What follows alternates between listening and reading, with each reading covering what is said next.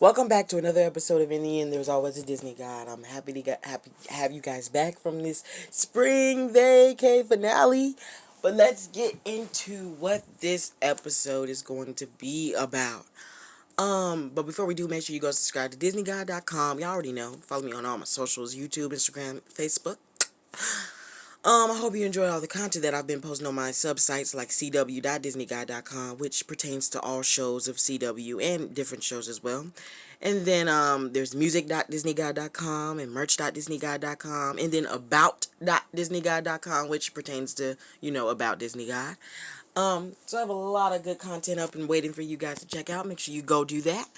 The archive site is going to be changing too.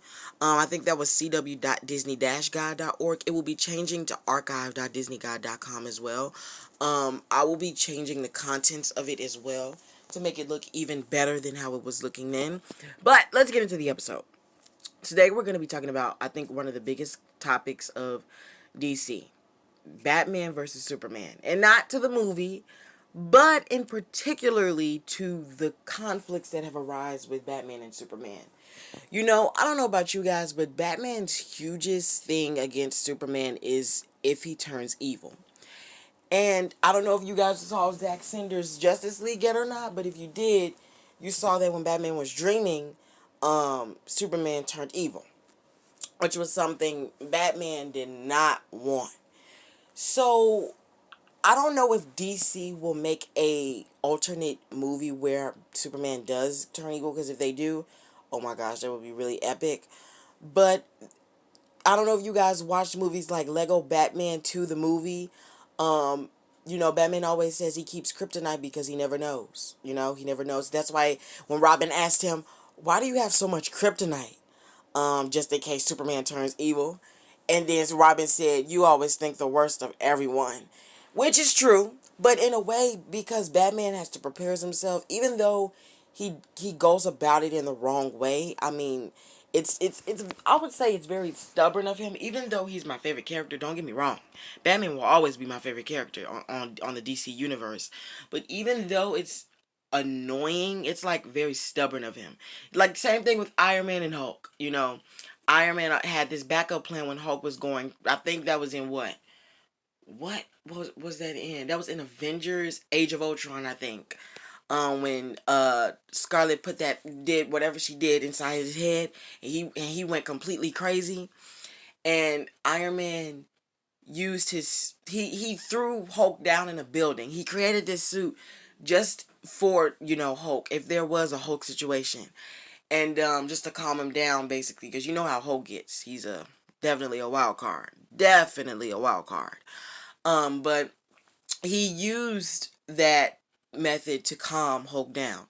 But the difference between this situation and Batman and Superman is that Batman has always thought that Superman thinks that he thinks he isn't superior, that he's like the god of men, which I in a way I do get and understand, because who would think that? And this connects to also Superman and Lois with Lex Luthor, with this guy from, I don't know if you saw episode 5 of Superman and Lois, but this man from this different planet he was on, how he said that his Superman destroyed his world or something like that, and he's on his quest to destroy Superman. I don't know what is it with why people, I mean, I get why, but I don't get why they are like going crazy because they think that Superman may lose his mind, which he could. Not gonna lie, he could. And because of his powers, he is a heavily powerful person. Um, that he's just this, that they just think the worst of him. But I get why, because you have to think in two perspectives. You have to think in what if.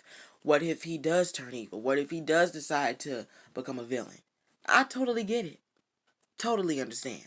But in a way, you also have to stop thinking that way. This connects to mainly pertain to Batman.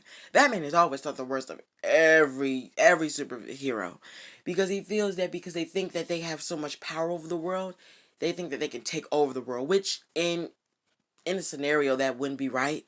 And it actually would be wrong if superheroes think that. But I mean, you never know with Superman, honestly. Superman is a distinct character, wild card. Um, I can't really say that, he's not an evil person because low key he could be. I'm not gonna sit there and say that he's not evil. That he probably, wouldn't turn evil, but in a way I just wouldn't believe that he would be evil. You know what I'm saying? It's hard for me to believe. It's hard for me to even just really know, to be honest with you.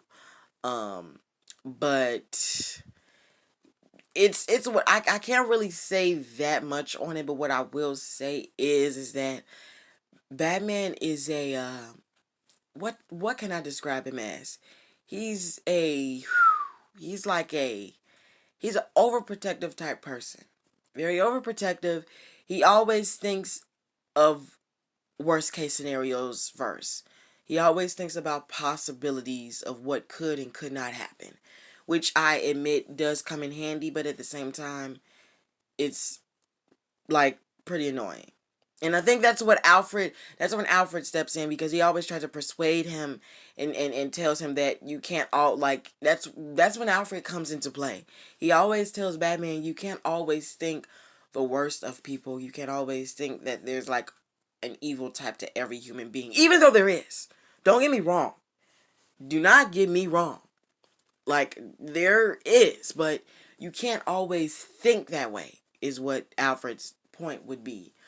But we'll definitely dive into that more probably when they release the Flash, because the Flash or whatever DC movies to come, because with the way that the movie ended, it obviously gives us that there's a huge future for DC, that they're going to start releasing a lot of new movies, which if they do, that'll be awesome, because they do. And they need to use like games like Lego Batman 2, Lego Batman 3 to get their ideas from, because these games, they predict a lot about what these movies have in store.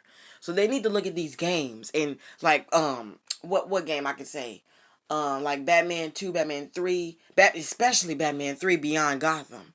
I mean that Lego game had so much so many things, so many possibilities that DC could use in a movie. So they need to think about that. They really need to start thinking about that, because those games have helped them bring a lot of movies to the plate. But thank you for watching. Thank you for listening in. Make sure you subscribe and follow this podcast. And yeah, bye guys. See you in the next episode.